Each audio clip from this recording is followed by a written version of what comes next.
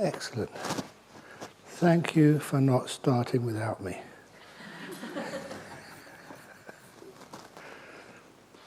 Okay, so we're now getting close to the middle of the retreat. We're in the middle of the retreat, or about the middle of the retreat. And don't actually waste the good energy which you've already built up. Because sometimes we can very easily think, oh yeah, it's all going nice and smoothly now. And before we know it, we're at the airport waiting to go on the plane. There's something, again, with waiting to go on the plane, what I call the in-between moments of life. In-between moments of life, when you've arrived here, I haven't come yet, you've got this 5 or 6, 7 minutes. How do you use those minutes? How do you use those minutes when you're at the airport, you've checked in, and you're just waiting to be called to the gate? How do you use those minutes in life when you get up early and you don't need to go to the hall yet? How do you use those minutes of life? Because those are some of the biggest amount of time we have. And a lot of times, because we're not mindful, we're not really here when it's happening, we're off in the future, we're at the destination, rather than just being here right where we are, we miss too many important things in life.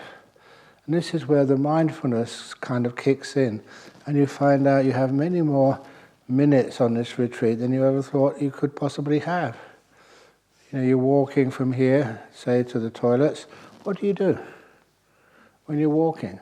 Are you thinking about and planning about where you're going to go next? Or are you actually right here? One of the most wonderful things is when you do this walking meditation, you do find here that you spend most of the time just walking from this place to that place, from that place back to this place. And it's a wonderful time to be able to actually to be mindful, to be kind, to be with your body, rather than always being at the destination. What that means is that after a while, you're much more here than off in the future, which means when you do arrive at your meditation cushion, you can sit down calmly.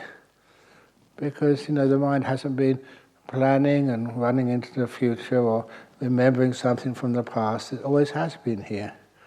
And then when you can sit down, it's much easier to be calm. As I keep saying, when you do sit down to meditate, what's the difficulty of being calm? It's really pleasant. It's a nice thing to do. I do remember that sometimes if you're getting very bored, and I think I mentioned, I don't know if it was to you or to somebody, that because I deliberately determined to associate with leaders of other religions in Perth for the sake of harmony, that really worked. Because I'd been going to this, it's called an interfaith ceremony every year at our local Anglican cathedral, then when it came time we were going to buy our city centre, that's the one in Nollamara, that used to be an Anglican church before. And then when we asked, we'd love to purchase it, it's just in the right place opposite a park, and plenty of parking at that time. And they said, well, this has already been consecrated as an Anglican church, so we'll have to get permission. First of all, the leaders of the Anglican church in Australia had to approve to sell it to Buddhists. And when it was discussed, the Buddhists, that's the monks down the Serpentine. I said, yeah, no problem at all. Because, we've been kind and respectful to them, they were respectful to us. And so, it's a wonderful centre for us. And that is actually what happens when you're kind and considerate to others. And so that also, I don't know if I also told you, that one of the things should be in my CV of my life is that once the dean of the cathedral over in Perth, he sort of said, that it's really sort of hard to get, his chaplains or whatever his does the Sunday service to give a good talk. So he said, Ajahn Brahm, would you be interested in giving the Sunday sermon at the cathedral next week? I'm a Buddhist. He said, yeah, I know, but it doesn't matter. You've got a good speaker. And he said, but I should tell you that this will be the first time in 2,000 years that a non-Anglican has given the Sunday sermon, actually non-Christian, given the Sunday sermon at a full Eucharist. I said, yeah, if that's the case, I'm into it. And I must admit that was one of the most inspiring times, because the cathedral was really packed. It really was. And there's hardly any space for anybody.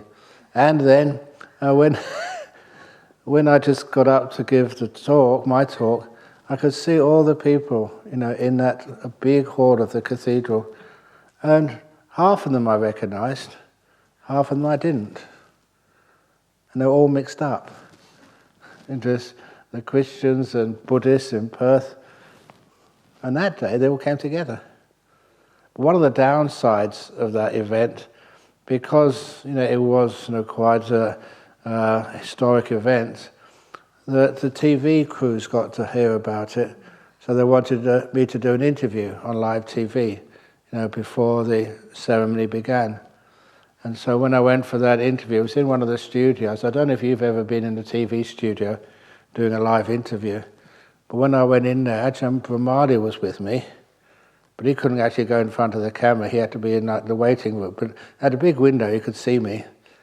And when I was on the camera, it was recording, and he was looking at me through the window.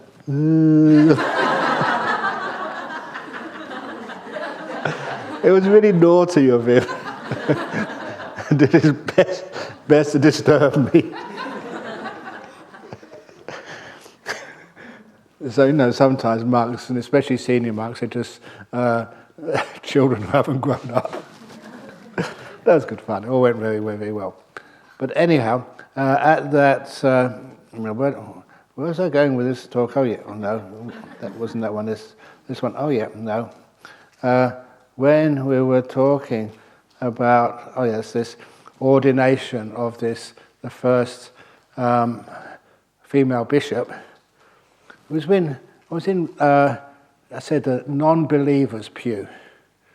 That's where not the Anglicans but the others. So I was with the head of the Uniting Church here, and also the Catholic abbot of New Norcia Monastery. And what do you do? When you're just doing all these ceremonies, you haven't got a clue what they mean. And also just sometimes when they pass this donation plate down. Oh, is that for us, or I was supposed to give something? No, just passed it down. So, well, that's what usually happens when I go to do an event. Someone gives me a donation somewhere. But anyway, I did remember that there's so much time there, basically because we weren't part of that tradition. We were excluded. We're happy with that. We had some free time. And that was like the in-between moments, which I'm talking about. If you know how to make use of those in-between moments, you always have some time just to close your eyes and be peaceful. It's not that hard to do. You just be rebellious. Refuse to do work. I don't know about how many of you have got some important job back in Jakarta or in Hong Kong or wherever. But right now, are you on holiday? Vacation, you've got time off work anyway. Are they paying you? You should refuse, on principle, to do any work, to think about anything where today you're not being paid for it. So just refuse and just, I'm not going to think about work. I'm not going to think about work. I'm not going to think about work. Because you don't get paid. That's why I don't think about what I'm supposed to talk about, because I'm not getting paid either. But it's wonderful to take those in-between moments, and you find there's so much time. And you can just close your eyes and be peaceful. There's this one gentleman that, he's works in one of these open offices, so the bosses can always see him when they're walking past. And so what he decided to do is every hour, I don't think any of you know this company, I think it's in the US somewhere. Every hour on the hour, he closes his eyes for 1 minute and just meditates, just makes his mind calm and still. He grabs that in-between moment. And if the boss goes past and sees him, he's got his eyes closed. He always has a contract in front of him. So it looks, he's thinking about the contract. Very good. Because no one knows actually what goes on inside your head, do they? Do they? Unless they can read minds. Be careful. There was this story of this minister in the government of Thailand many, many years ago. When the king would always be in the meeting, and when they'd discuss and decide what projects or what decisions to make for the future and prosperity of that country. And there was one of these ministers. He was one of these know-it-alls. And he would always interrupt and say, no, that's not what you should do, this is what you should do. The problem was, he was always right. He was just so clever. And that's why he really got other people irritated, but they couldn't do anything because he was so smart. So one day they met together. How can we get rid of this know-it-all guy, this smart aleck? And they came up with this plan. And it executed perfectly. This minister fell into their well-laid trap. They started the meeting and say, oh, you're so lucky, Your Majesty, having a minister who's so knowledgeable, who's so smart, who's so competent, and he's got amazing abilities. And that's in front of the king. And the minister said, yes, that's true.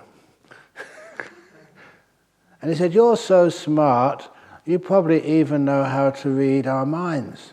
He said, oh yes, of course. And they caught him in the trap.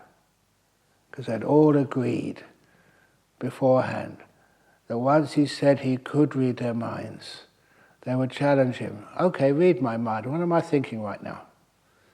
And even if by chance he got it right, they would say, no, you're wrong. I'm thinking about something else.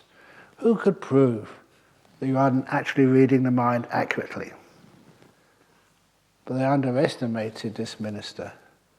He was much smarter than they thought. He said, yes, I can read your mind. Each one of you. Okay, what are we thinking? And this minister, without any hesitation, replied, you're all thinking patriotic thoughts to His Majesty the King. And they all said, actually, yes. They weren't, of course. But if they told the truth of what they were really thinking, they'd have probably got their heads chopped off. That kind of wisdom. Anyway, back to meditation. So we grab more time to relax and be peaceful, because your meditation starts not when you sit on the cushion, but beforehand, when you're walking from your room to here, or from the toilet and back again. Or we often say, even if you have to go to the toilet, when you sit down, sit on that toilet and sit deeply. What are you doing? That's one of the reasons why I like this word in the US more than in any other country.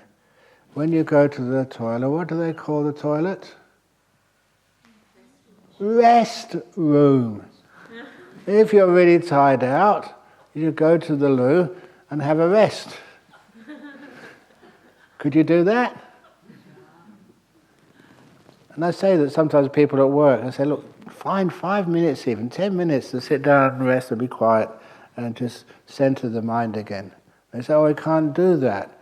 There's no place to do that. People will always disturb you. You can always go to the restroom.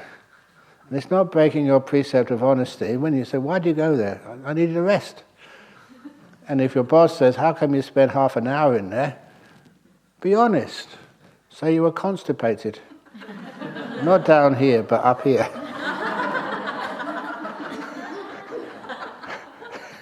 Then you're not lying, are you? And if you do it properly, and you really do get peaceful and calm, you will find that the quality of your work will increase, and also the quantity as well. I don't know, when I go to Bodhidhyana for lunch, I still have that manuscript of Opening the Door of Your Heart. I think I've been talking about it long enough. I actually should go and bring it and let you see it. The handwritten manuscript, just the very first draft, hardly any corrections. And when I first wrote that, again, 1 hour during a retreat I was taking myself, and I think during the One Range retreat, I usually take 15 days of quietness in my cave. And this was what I did a few years ago. I just wrote it. Never really thought too much about it. By hand. And it's really beautiful script, hardly any corrections. And that's the Opening the Door of Your Heart book. And every now and again I keep it. I'm not going to give it away or sell it or put it in the museum or anything, because it inspires me. I can produce such high quality work in such a small time with hardly any effort. And you know how it was published? You know that sometimes people have such a difficult time finding a publisher? Even that Harry Potter, who's the author? J.K. Rowling. Yeah, she had a hard time. It was rejected 3 or 4 times, wasn't it? I never had that problem. Because what I did was, it was a written manuscript in just my own hand, and I got one of our members to, can you please type it up? And so they typed it up on a computer disk, and they took their time. I didn't mind. Whenever it's done, it's done. And then when it was finished, I was going to Melbourne to give a talk for the Buddhist Society of Victoria, and especially for Melbourne University. That was the first stop. As soon as I landed, went to the university and gave this talk. And at the end of the talk, this lady came out to me and said, it was a wonderful talk, and she said, I'm not exaggerating, okay? She said, I work in the publishing industry. If ever you have a talk you would like to have published, please let me see it. And I just reached in my bag. Here you are. And I was honest, that's how it was published. I never needed to go to any bookshop or anything. It's just, oh, you want one? Here you go. And I always remember her name because she had a very weird name. It was Magnolia Flora was her name. Very easy to remember, very flowery. And then after it was published, I didn't see her for quite a few years, didn't need to. And then one day she came to one of my talks in Melbourne, and she said that how she had, a couple of years later, she got cancer, and she said she came to thank me. Said that book was her lifeline, during her cancer, so she could recover and actually see it go into remission. And it was a very nice little meeting in the end. So anyway, that's sometimes how easy it is when it's meant to be and you don't worry about anything. Do you worry too much? Yeah, of course. As I say, if you worry, you increase the chances of things going wrong. If you don't worry, they go wrong anyway. Either way, they go wrong. But at least if you don't worry, you have a much easier time before they go wrong. So by taking those in-between moments of life, and so be able to just close your eyes.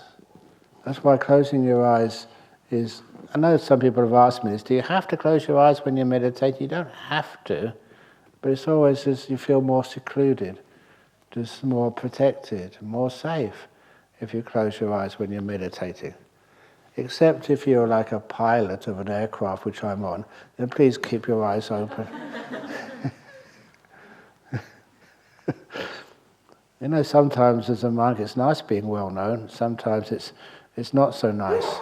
But I still remember going on one of these Garuda Airlines flights many years ago, and as soon as I got on my seat in economy class, I was just sitting minding my own business. Then it's one of the flight attendants. She stopped and looked at me. "Are you Ajahn Brahm?" And I said, "I think so." Last time I looked. And then she started gushing. "Oh, I must be your greatest disciple in Indonesia. I've read all your books. Oh, and you're on my flight. Oh, wonderful." And when she said that, I realized that sometimes when people recognize you, it can be very helpful.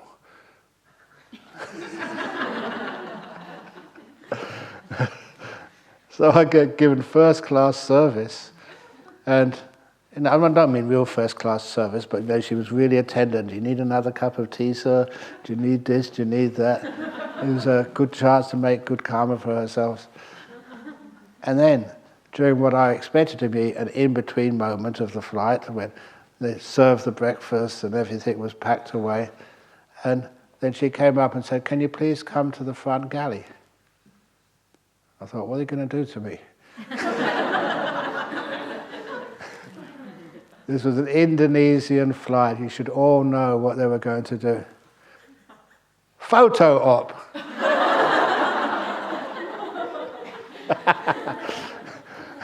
So every one of the flight attendants was standing there. I was sitting smiling.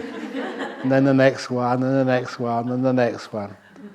And all this time you could see all the little like bells or the lights on there, because all the passengers, they were paging the flight attendants. This was an Australian flight over, I think it was to Bali, and it was, from Bali they were going on holiday. Why do they keep on buzzing you? They wanted another beer. And when they find they had to wait for their beer because an Australian monk was having a photo opportunity. When I walked back from the galley to the seat in economy class down the back, these Aussies were looking at me. "Don't you do that again." They missed their beer. Anyway, one of the nice things about when you meditate, you can become very light-hearted. You don't get angry. Instead, you have a much deeper sense of humor. And I got that from Ajahn. Because whenever I made a mistake, he would never scold me. He'd never shout at me. He'd laugh at me. And a good example of that was the first year for me in Wat Bapong. It was, in those days, a very poor monastery. It wasn't famous yet. And when I needed something like soap, I had to go to Ajahn Chah to actually ask for a bar of soap in Thai or in Northeast dialect. And the word for soap was sabu. And when I asked him, I was just learning Thai. It's hard to get your mouth around these words. I said sapo instead of sabu. He looked at me. "What?" "No, sapo. What do you want sapo for?" The word sapo was pineapple.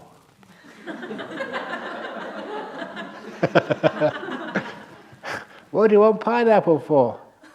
"To wash."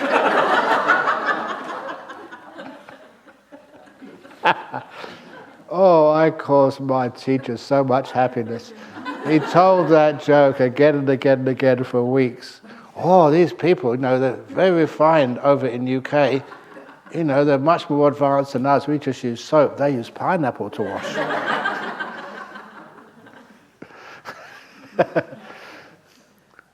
And I learned the difference between those two words so much quicker with laughter than with scolding and shouting. That's one of the reasons why. I don't know why people think they're going to get somewhere by shouting at people. If you make a mistake, mistakes are part of training. I learned that when I was a school teacher for 1 year before I became a monk. That situation, they asked me, I had to set a test in mathematics. That was my subject, maths. And so I said, well, how do you set a test? And they gave me this wonderful advice. Set it so the average score is about 70%. Don't set it too easy. If it's too easy and everyone gets 100%, it's worthless. If it's too hard and the average score is 50%, you're telling all those students of yours they can't do maths. So set it just, about 70% average. Then it means that when you give out the results, they think, oh yeah, that's not a bad score, 80% or 66%. That's a good score. They can do it. But the most important part of the test is not just encouraging your students, but it's also learning their weak points. Because a lot of times, even when I teach you, sometimes I think I've conveyed the message, but I haven't. I thought I had, but you'd missed the point. Or I didn't explain it clearly enough. That's where the teacher gets feedback. And so, making mistakes is giving the teacher feedback. It's not to be ashamed of. And if you're all enlightened, on this retreat, you were all enlightened on the first day. I say, my goodness, you'd have nothing to do for the rest of the week. I wouldn't know what to do with you. So you try on purpose to keep you not enlightened, and just till the very last day. No, you're making that up. But nevertheless, it's all back to, what do you want and how do you want it? And how are you judging yourself and judging the world? When I said that meditation is easy, that's far more true than you'd ever expect. A lot of times there was not just Ananda in that story when he went to bed, and then just before his head hit the pillow, he became fully enlightened. Have you tried that meditation method yet? Because the more times you go to bed, you're increasing the probability that it might work for you. Why did that happen?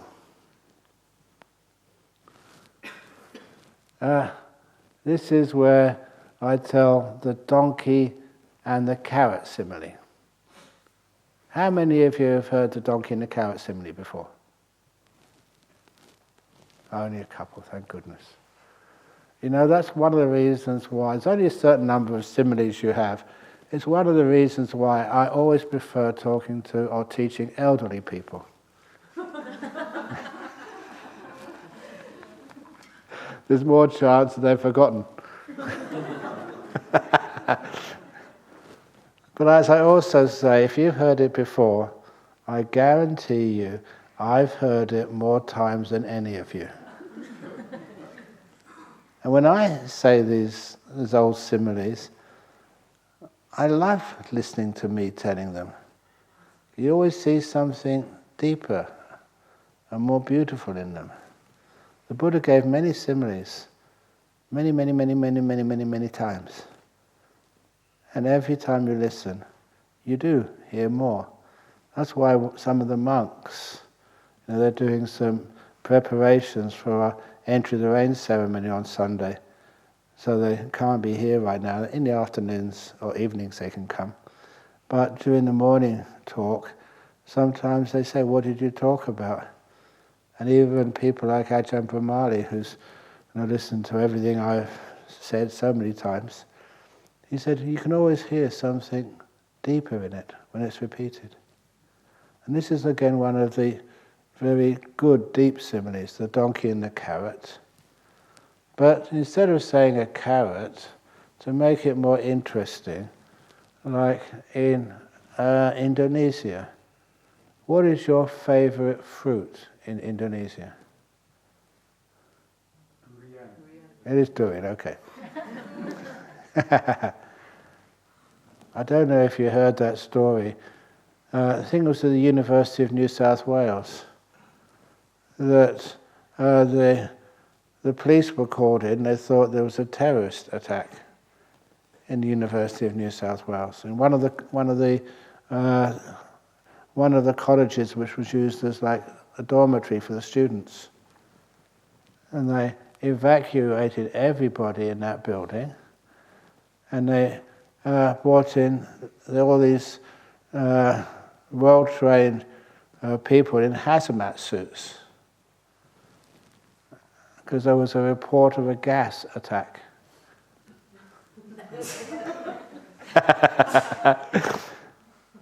So they didn't know exactly where, but they just followed the greatest concentration of this toxic odor. And they found is one of the students in their locker, they'd left a piece of durian in there over the weekend. And it was so smelly, they had to call the hazmat team in because they thought it was a noxious gas attack. That's true. Do we allow a durian in this retreat centre? You haven't had it? Doesn't allow. Who doesn't? The custom.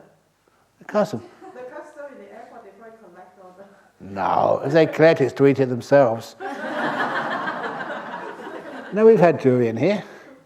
They start durian over in Bodhidharma Monastery. And so you get it in somehow or other, I don't know how. Probably some smuggling ring. But anyway, so back to the story.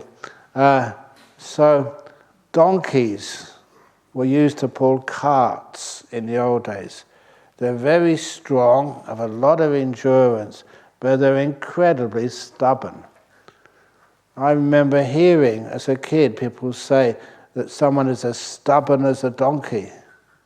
Because if you want them to pull the cart and they don't want to, you can get a stick and beat them, they still won't move. It's a very cruel thing to do, but the donkey has got so much endurance and so much stubbornness. But you never use the stick to hit the donkey. That's a waste of the stick. Instead, you tie the stick to the donkey's neck. So the front of the stick is about 2 foot in front of its head, in front of its mouth. On the end of that stick, you tie a string. On the end of the string, you tie a piece of durian. And the donkey sees the beautiful durian in front of him. And if that donkey really is Indonesian, he'll go right towards it. If it's a Westerner, and he'll never pull the cart. But if it's an Indonesian, he sees it delicious, he can see it. It's just a little way away. Not that much effort, just to move just another foot in front of himself or herself, and then he can get the durian. But when it moves forward, the stick moves, the string moves, and the durian moves. And it's like the durian is within sight, certainly within smell. And it should be easy to catch it, to get it. But every time it moves, the durian moves as well. And that's how they get the donkeys to pull the carts. But some of those Indonesian donkeys, they've been to Jhana Grove.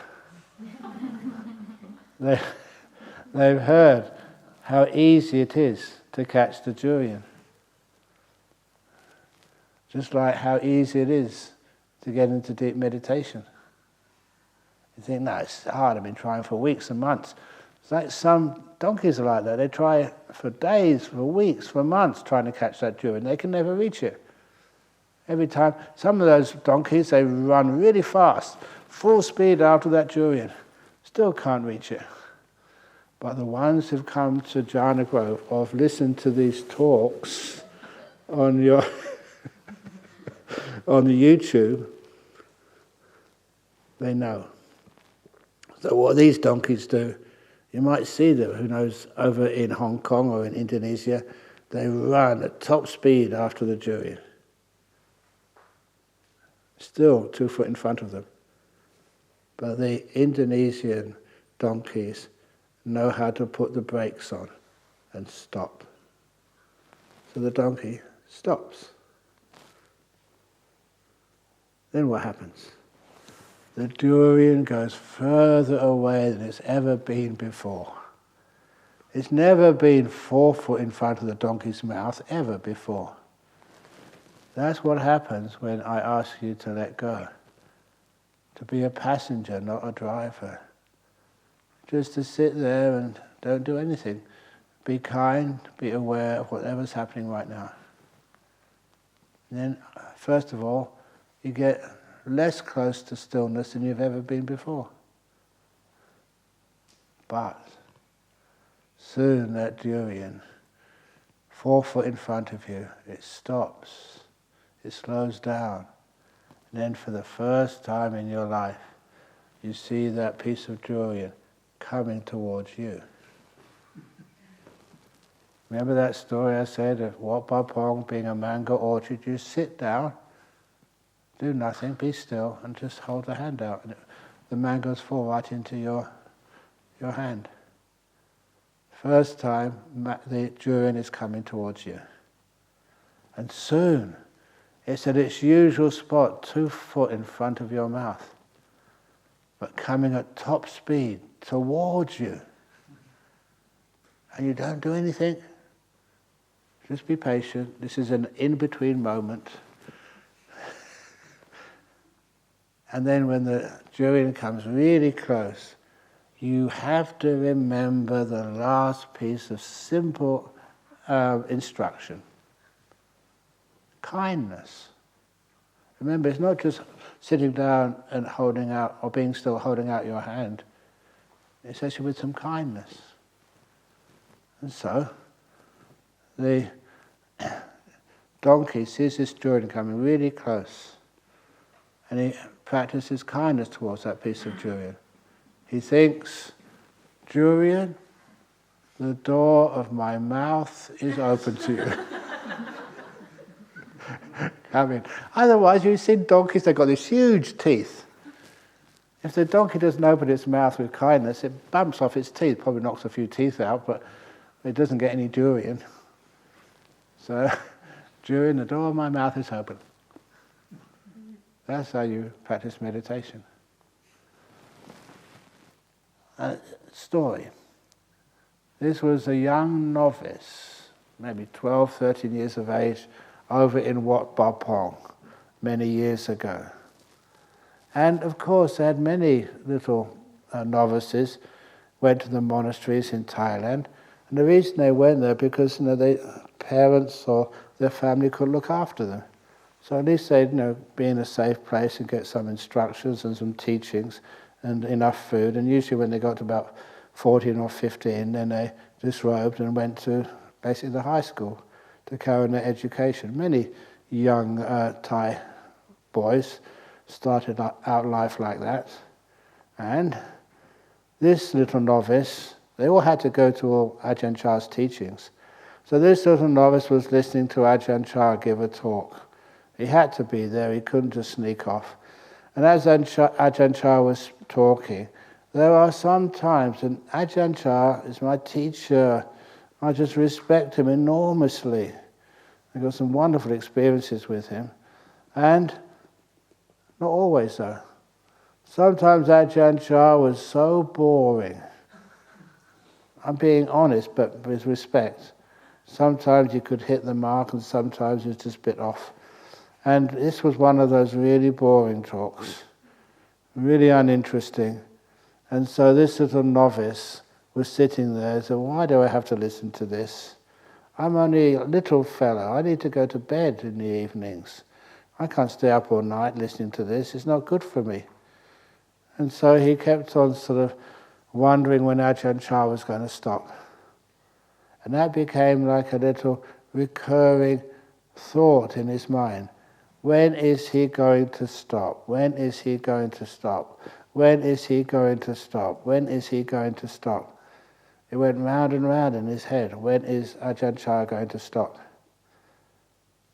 And then, after about 10 or 15 minutes of thinking the same thing, he just turned it around slightly. He didn't know why he did this. But he just thought, when am I going to stop? And that's when the novice stopped. Just like that, so quickly. He stopped. When he opened his eyes the next time, it was the middle of the morning. He'd been meditating there, blissed out for hours. And he missed his arms round. He wouldn't be able to eat that day. He did not mind at all. He said, what he'd experienced was worth missing food for one day. He hadn't even heard, at the end of Ajahn Chah's talk, all the monks would go, sadhu, not as loud as we do here, sadhu, sadhu, sadhu. And then they'd talk and they'd put all their stuff away and then go outside and lock up. He hadn't heard any of that. He'd been so peaceful all night. So quick, so easy. He stopped. Okay? Daddy, you got your eyes closed? Stop. Don't worry about lunch. We'll pick you up tomorrow. And then give you a big lunch tomorrow. That's what happens. You don't know how close you are to these really beautiful deep meditations. When you can stop, you just get past that threshold and everything is just so gorgeous and beautiful and blissed out. You have a wonderful time. You don't do anything. You sit there content as anything. Again, I also remember this young boy who was only about 6 or 7 years old. I think I told the story already. When he got into this really deep meditation. He had no instructions. That was Siddhartha Gautama. These things actually happen. And sometimes people think that they've got nowhere in meditation for such a long time and chasing the durian of what you think is nice deep meditation, and you're chasing it in the wrong method. You don't know how to stop and let it come towards you. And that's how these things would truly happen. One of these days when the deep meditations happen, you think, no, this can't be right. No way. It's a beautiful nimitta in your head. Wow. Can't be me.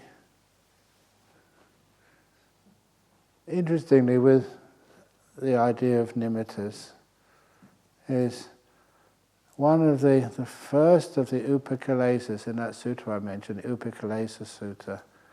The first problem of the upakilesa, of nimittas, is doubt. And I always, when I was just reading that out recently, I was actually saying, oh my goodness, the Buddha's not just talking theory. The Buddha was actually talking just experience. Because many times when I describe what these nimittas are, and some of you say, well, I kind of saw a light, but that can't be a nimitta. And I've been listening to that for years. People saying they saw a light, it can't be a nimitta. And these days I say, because I was a mathematician before, and about 95% of the time it was a nimitta, a real one. I don't know why people have doubt, why you think It can't be. So all of the ingredients are there, but sometimes for some kind of negativity you think that, no, I'm not that advanced, I can't do this. And the answer is yes, you can. It can be done, and so many people have seen these nimittas. Not only does that give you encouragement, yes, the meditation works, and you can do it. You are not a faulty product, maybe good at doing well in life, but you can't meditate. Yes, you can meditate. Once you understand what it is and how it works, it's such an easy thing to do, because actually you don't do anything. Don't you like to relax? Would you like to relax? That's why one of my sayings, if it's not on a t-shirt yet, it will be soon. Relax to the max. When I went to the demilitarized zone between South Korea and North Korea, which I told you about, just before, it was a day's celebration of a day's Buddhist event. And when I had to leave to go back to the airport, come back to Perth, that was when they asked, can you please just leave us with some inspiring words? I remember there's like 6,000 South Korean Buddhists in this event field. And then I said, okay, repeat after me, because they're obviously not fluent in English. And I shouted out, or through the microphone, relax. And these 6,000 Korean Buddhists, relax. I said, no, you haven't done it with enough emphasis. Relax. And they all went, relax. I had to stop laughing. And then the last word, to the max. And by now they got it, to the max. So bye-bye. And that's my parting words. And I don't do that as a joke. Relax to the max. How much can you relax? Can you really relax? Deeply relax to the max? Not just your body, but your mind as well. Not striving, not trying to get something, not trying to keep anything, but totally relax your mind. To be at peace with this moment. To enjoy this moment. Not to keep it and strive it, that's not relaxing. That's if you're trying to keep and hold on to something, that's so tense. I don't know if you'll understand this story, but I'll give it a try. It depends on your understanding of the English language. There was this man went to the psychiatrist. So what's your problem? He said, well, no, sometimes I think that I'm a marquee. You know what a marquee is? Sometimes they have these big events, like even on Sunday when we have our entry to the rains celebration, sometimes we have a big tent in case it rains. So sometimes I think they use this for big celebrations, like temporary shelters. Sometimes I think I am a marquee. And other times I think I'm a wigwam. You know what a wigwam is? The indigenous Indians in the United States in the old days, that's what they used to live in. Little wigwams, like collapsible teepees. You know what I'm talking about? Wigwams and marquees. And the psychiatrist said, oh yeah, your problem is so common these days. You're too tense. You're allowed to groan. You know tense, T-E-N-S-E, or T-E-N-T-S. Too tense. How do you reckon you can meditate if you're too tense? You can't. It's so tight. The body and the mind can't relax enough to be peaceful. And when you say that what meditation is learning how to relax to the max, you can understand it gives you more opportunity to have a good night's sleep. And honestly, if that's all you learnt on this retreat, how to sleep well, it's worth 10 times the money you have to pay. Good night's sleep. How healthy will you get when you know how to relax and relax the body? It's one of the problems of our modern age. We're always too tense. We don't know how to enjoy the in-between moments. We're always going somewhere, or just still lingering on where we came from, instead of just being here and enjoying this moment, relaxing to the max. I don't know why people say this because there's more people around today, maybe more toxic environments.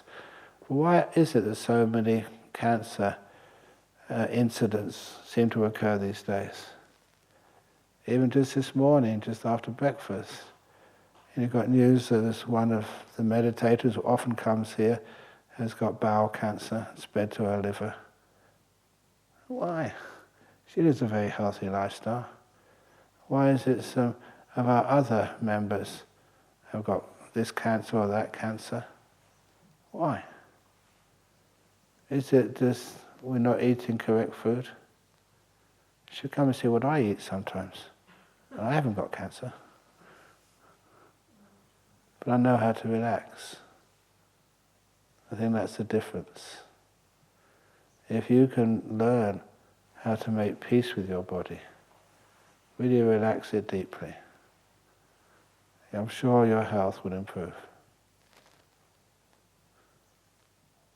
So at the very least, when you're here, don't push yourself too hard. Don't be too lazy. Find that middle way. And you can feel good.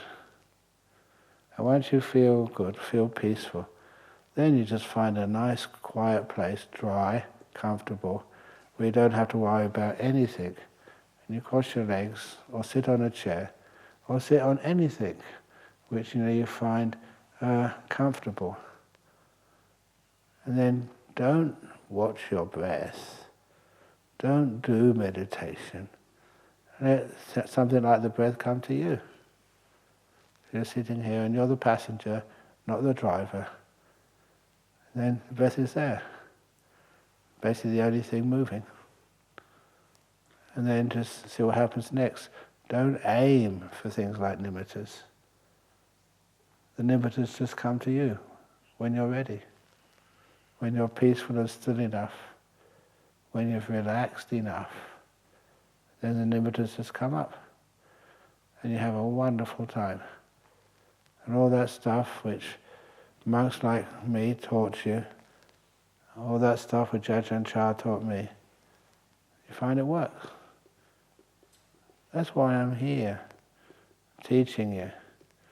If you have anything really beautiful, you always want to share it with others. And I don't care if you're a Buddhist or a Hindu or a follower of the great white Ram.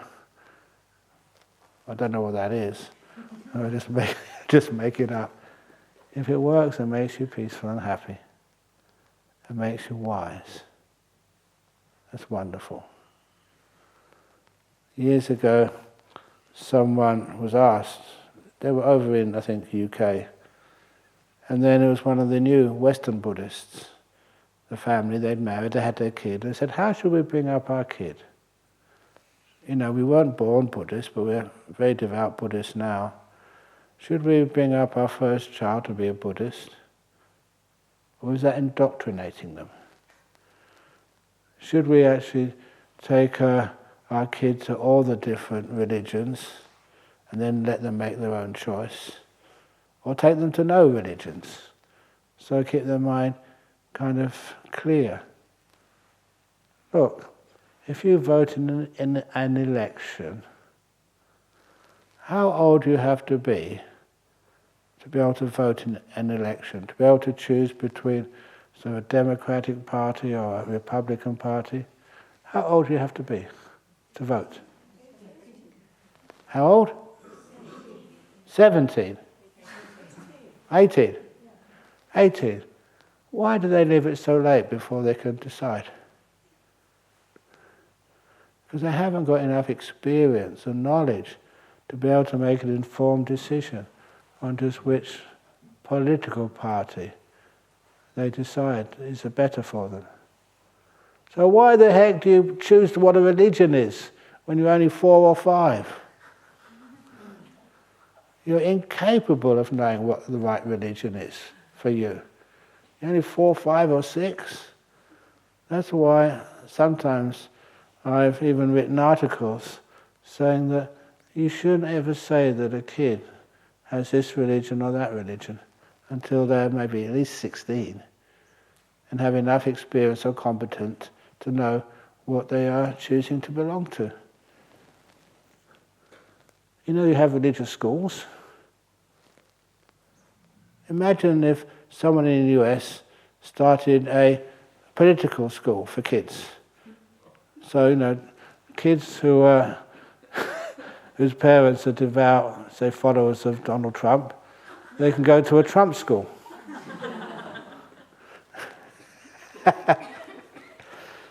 Would that be allowed?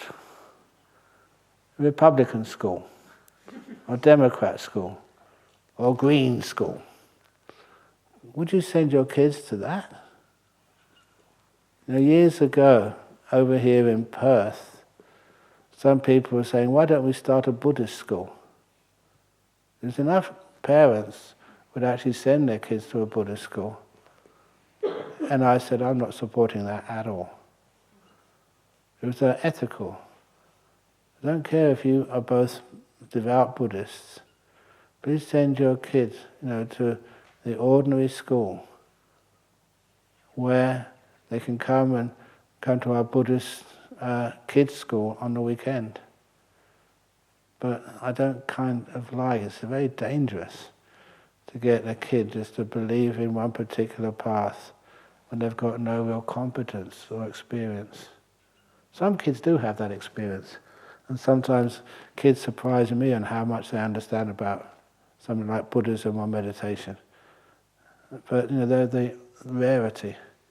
You don't want to ever sort of impose that on young kids. So anyway, this one monk, he said, you know, yeah, that's probably the best way. Don't impose any religion on a kid, but at least encourage them to cultivate 2 qualities. Make sure they're always honest. And number 2, encourage them to always ask questions. So you're equipping your kid to be able to find their path in this life. They'll keep asking questions, and if they're not satisfied with the answers, they'll reject it. Even if it's from your mum and dad, or from Ajahn Brahm. If they don't agree with the answers, great. At least you've asked them and thought about it. And be honest. But if you ask the questions, you get an honest answer and it makes sense, fine. That's how you find the truth.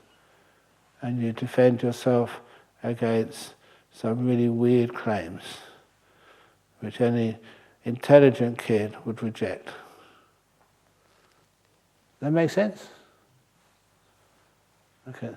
That's one of the reasons why I do encourage asking questions. I do spend too much time on them sometimes, but please, I apologize for that. If you don't ask the questions, how can you ever find the answers? So, that's my sermon for today.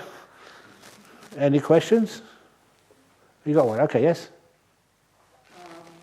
I rarely use breath in my meditation, so I'm not that familiar using breath for the object. I'm using other method. So in this retreat, I try to use the breath directly, but it's difficult for me to access the breath. I mean, I can watch the breath, but I feel I'm controlling the breath. Okay. But yesterday, I can start to feel. Good. But in my past experience, I have a smoother experience. Oh, yes. So my question is, when using this the breath, is there like a milestone or something like, okay, usually if we start to feel the breath is very smooth, and then we will experience this and this in terms of the quality of the breath. Yes, there are those milestones, but remember it's how we interpret those milestones, and so it'd be the same thing which two meditators are experiencing, and we'll perceive it in different ways.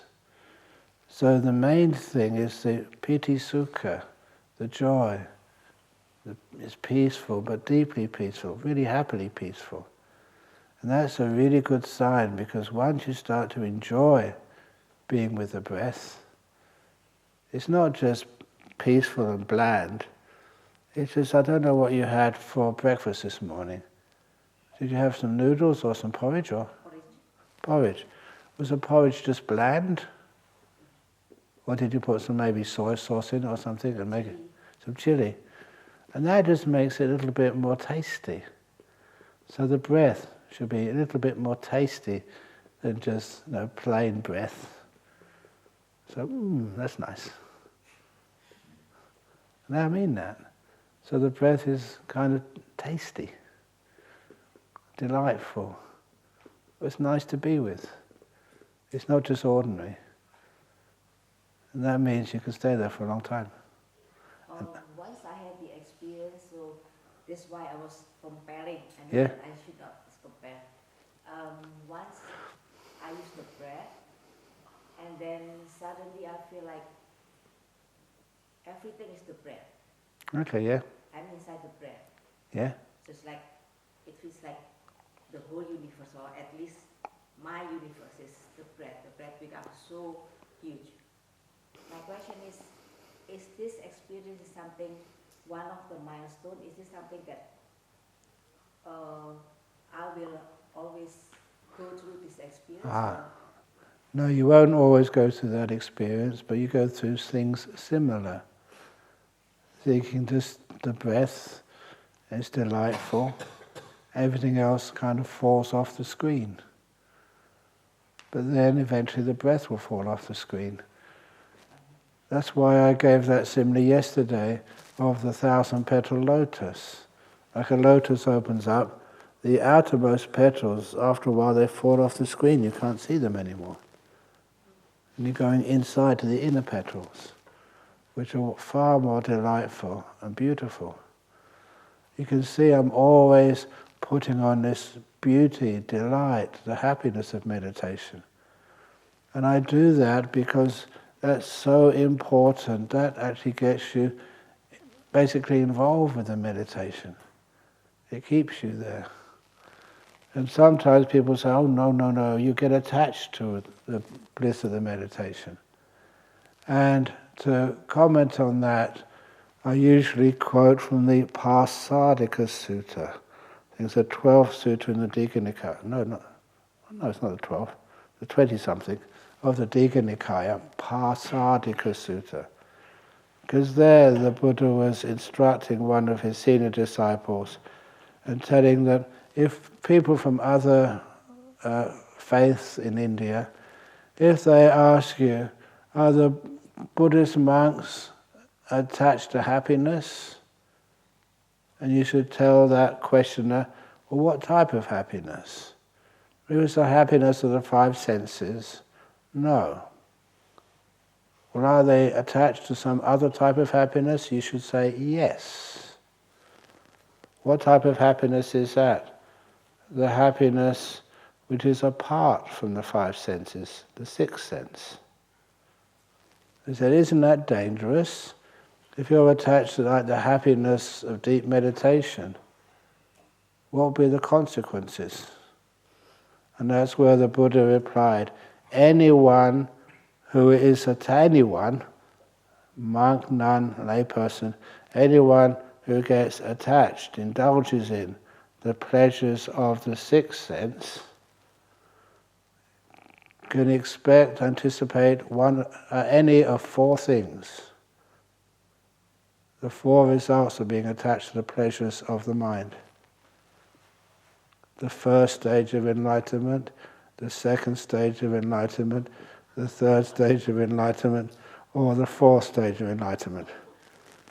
Those are the only results. And when I first read that, wow, that's pretty good. That's what happens when you enjoy the pleasures of the mind, the deep meditations. Very good deal. Pasadika Sutta, Digha Nikaya. Okay, any other question? Going. Gone. Sadhu, sadhu, sadhu. Excellent. Thank you for that question.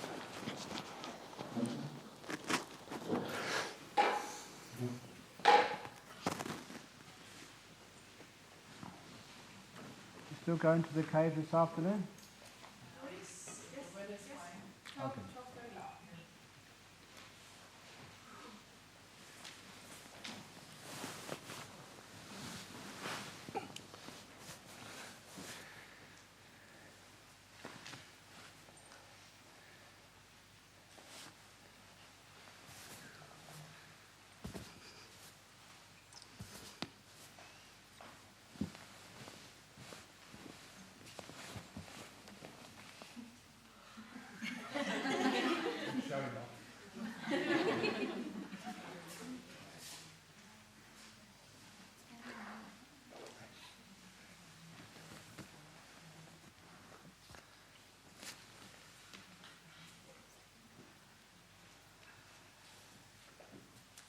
Somebody corrected me. Our local doctor over here is Brian Walker, not Johnny Walker. And he was Anitamuja's GP.